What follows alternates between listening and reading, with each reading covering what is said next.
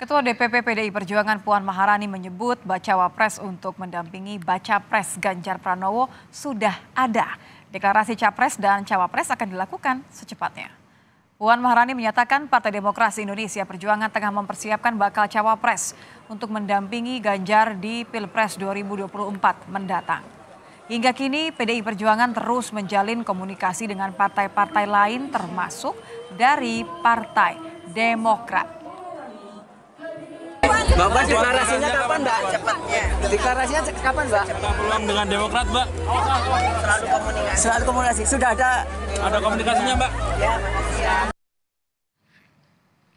Sementara itu, Ketua DPP PDI Perjuangan Said Abdullah menyebut peluang Gibran Raka Buming Raka sebagai bacawa pres Ganjar Pranowo semakin bertambah.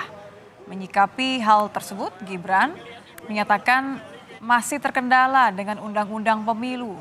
Selain itu, Gibran menegaskan belum pantas dan hanya menunggu keputusan dari PDI Perjuangan. Sekali lagi saya di partai kan bukan siapa-siapa, anak baru, belum pantas.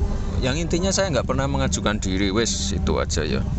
Tapi ketika diajukan diri partai seperti apa Mas? Ya nunggu arahan aja ya.